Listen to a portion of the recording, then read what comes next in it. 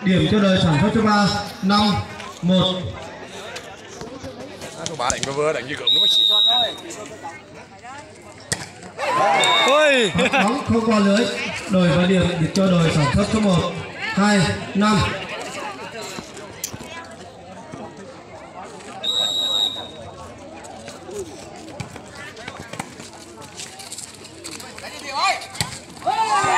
Đánh bóng ra ngoài. Điểm cho đội sản xuất số 1 3-5.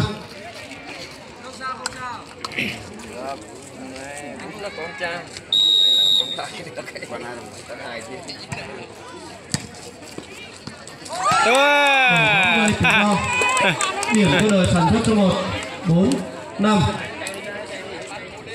4-5. Nhiều quả là tránh đấy, câu ra phải lui ra để mà đập. Nhìn chết là biết. Đánh bóng tốt. Đổi vào điểm cho đội sản xuất số 3 6-4.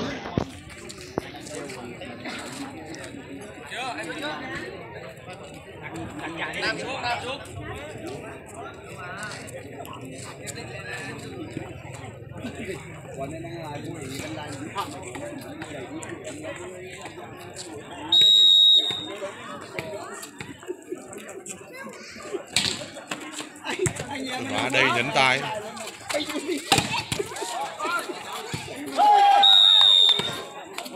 Đánh bóng tốt. Điểm cho đội sản xuất số 3 7-4.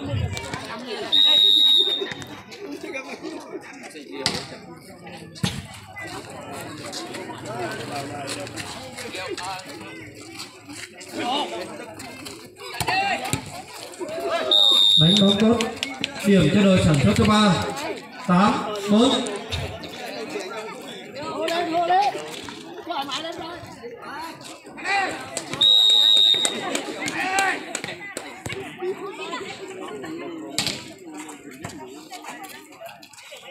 Tiếp câu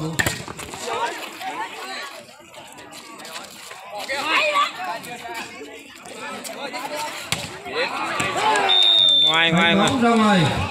Đổi vào điểm cho đội sản xuất số 1. Tỷ số lúc này là 5-8.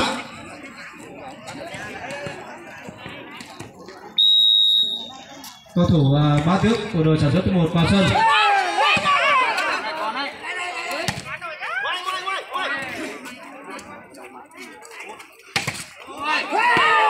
Đánh bóng tốt. Điểm cho đội sản xuất số 1 6-8. Có điểm lên. Ok. Được có điểm lên.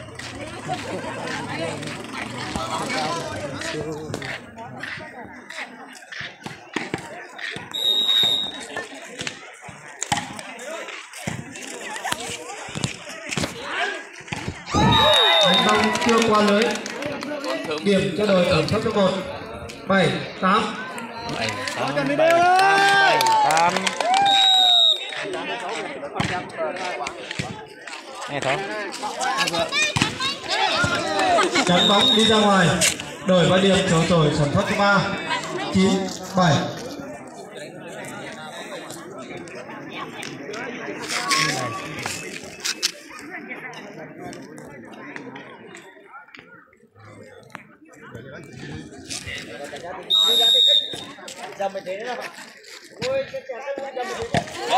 Để bóng rơi thì do. Điểm cho đội sản xuất số 3 10-7. Sẵn cạo vậy.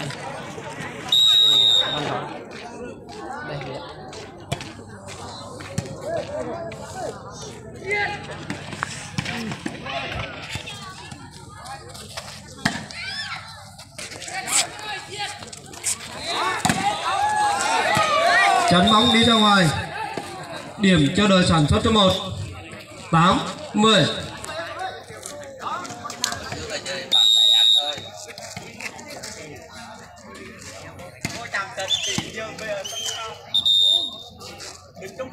Phát bóng ngoài chạm vạch. Đổi vào điểm cho đội sản xuất số 3 11-8.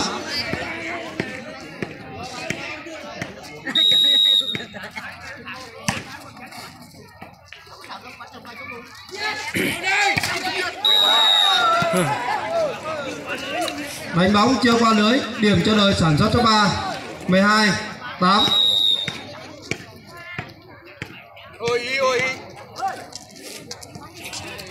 Đội sản xuất số 1 xin hội ý lần thứ nhất.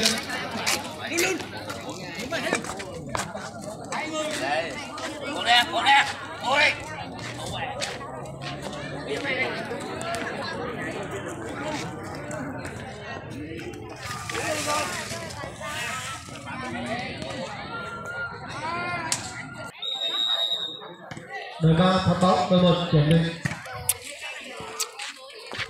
Đang quay về. Dẫn bóng ra ngoài. Đổi vai điểm cho đội sản xuất số 1 9-12.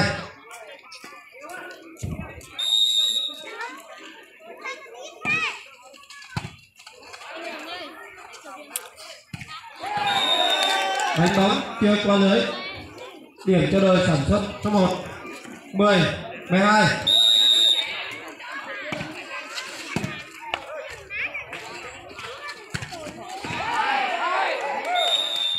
Đánh bóng đi ra ngoài. Điểm cho đội sản xuất số 1 11-12.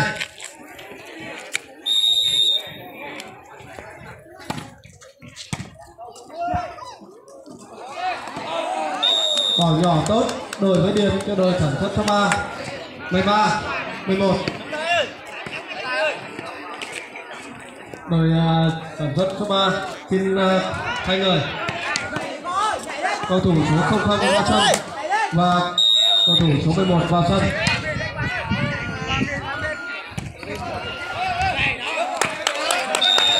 Bắt bóng đi ra ngoài. Đổi điểm điểm cho đội sản xuất số 3 14-11. Nhảy đi em ơi.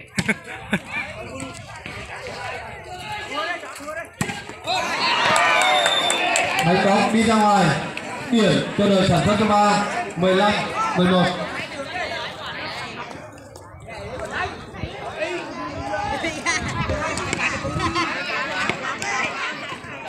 Đề nghị khán giả chúng ta lui ra ngoài sân một tí ạ, để cho các cầu thủ đánh bóng được thuận lợi.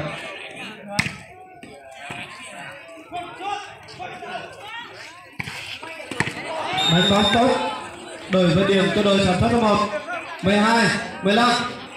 Đề nghị khán giả đội 1 chúng ta cổ vũ nhiệt tình vào.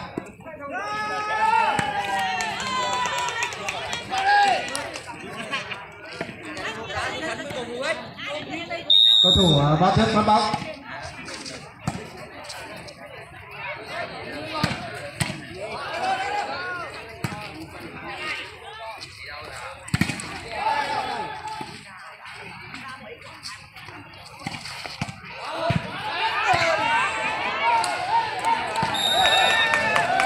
Cầu thủ thứ 3 đánh bóng ra ngoài.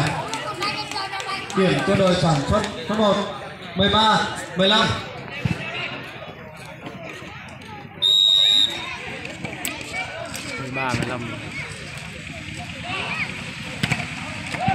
Tốt. Đánh bóng tốt, đổi với điểm cho đội sản xuất số 3 16-13.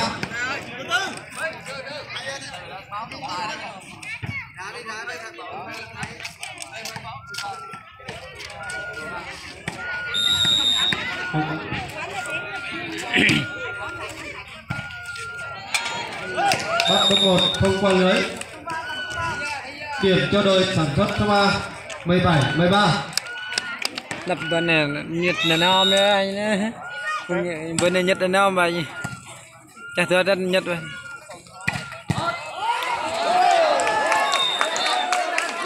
Bắt top 1 ra ngoài. Đổi với điểm cho đội sản xuất số 1 14-17. Không phải. Nhất nhau không phải, pa group men. Xin thay người. Pa group men là nhiều thằng tuần này. Tôi đánh pa thôi mà pa rồi. Cái gì nữa pa. Đội sản xuất số 1 ra ngoài. Đổi với điểm cho đội sản xuất số 3 18-14. Là đội ba po này là đội group men này. Po đội một này này. Hoặc là này. Đội một đi hả? Như tao mà có huệ cho là mê thăng hoặc có huệ mê thua rẻ mê nó nhôi huệ thua nhiều rẻ nhiều. Số 3 19-14. không lại điềm cái bên chợ mình bên ao ăn bốc lại không lên ý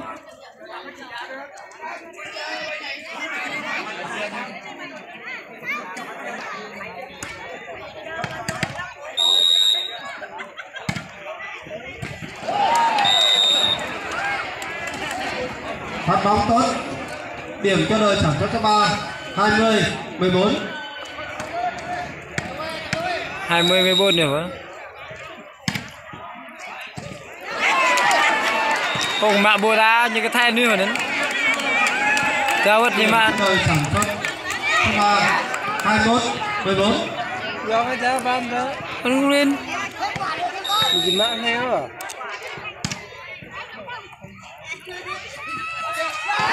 Bỏ nhỏ tốt. Đổi với điện cho đội sản xuất số 1. Ôi nó là cái năng new đang đập nè, black good cho nhiều bay trên. New này, black good cho nhiều.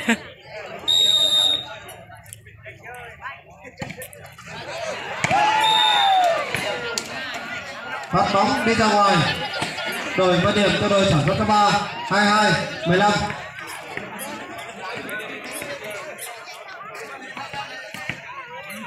Đội sản xuất số 3 Thay cầu thủ 22-15 như vậy thì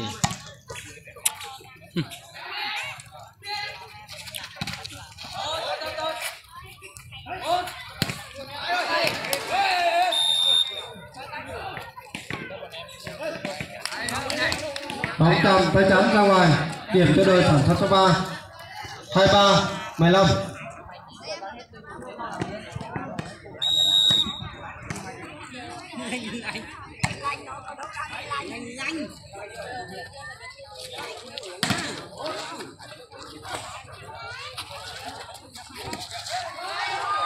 mỏ đá nan ơi.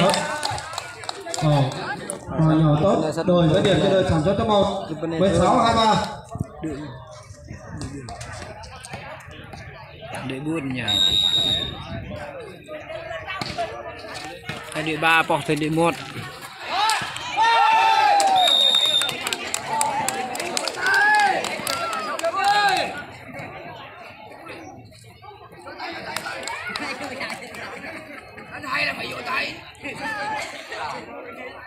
Làm coi gần hai nhân ba đưa lại nhiều đi nhiều có bùi như thế này nghe bác là bên Asat nè chắc là bên Asat bay ra đây nè qua đưa này bên làm ra nè bên thoan nè thoan hay bao nhiêu nhỉ này là đưa đi thì là Các bạn ở set 2 đội sản xuất số 3 thắng đội sản xuất số 1 với tỷ số 25-16.